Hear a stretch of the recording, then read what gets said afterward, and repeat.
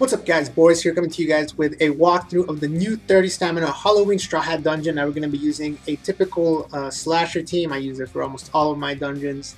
And we have Fossa and we have Arlong because the Halloween Luffy, the final boss, will be green. So it's nice to have those two guys in there.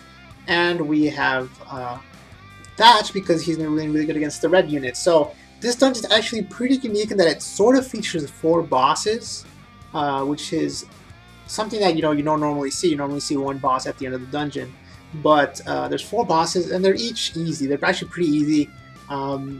So really, you shouldn't really worry too much about a simple team. Like I said, like this slasher team that I use for everything will work. Of course, I'm using the max level coffin boat and max level units, so keep that in mind. But I'm sure that even a lower level team would be able to take it out with this.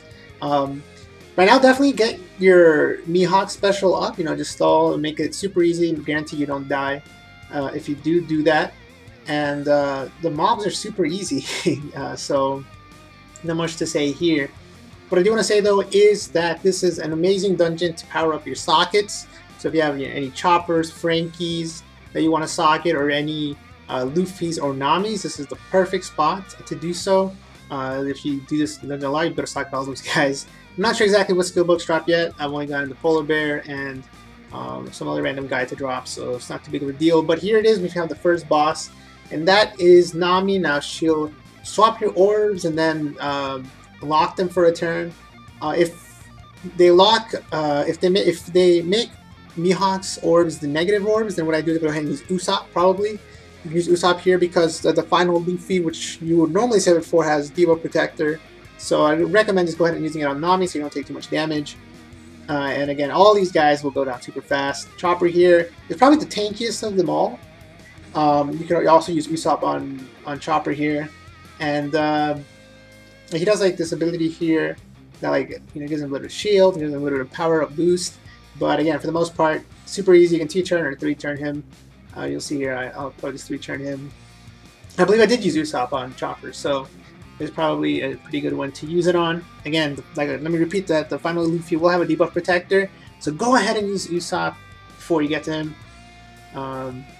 Here's Frankie. Frankie is pretty easy. I believe he might be tanky. He might have a bit of shield. Not sure, but yeah, he goes on super fast.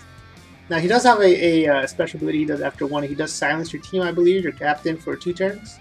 Yeah, so it's not your captain for 2 turns, but I just go ahead and just wait it out. Anyways, he has a 4-turn cooldown, so his ability seems a bit counterproductive, if you ask me. But nevertheless, that's Frankie. Super easy again. Just go ahead and take him out. I'm not sure how much damage he does, but you should be able to take him out in 4 turns. Bring someone to take silence away if you need to, like Whitebeard. And then here we go, Mihawk going in on Luffy's. Go ahead and use those out. Mihawks, even without the double Mihawks, should be able to just go ahead and do everything and 2 to 3-turn him. Fossa will help here to boost all of my red units, so Arlong and Fossa will allow this to easily be a one-shot. And yeah, that's Strawhat dungeon. Like I said, an amazing dungeon for socketing, so I definitely recommend running this dungeon, and especially if you have some good skill books. I haven't seen what they are yet, but yeah, probably I would assume it's going to be some good ones. So with that said, guys, thanks a lot for watching, and until next time, peace.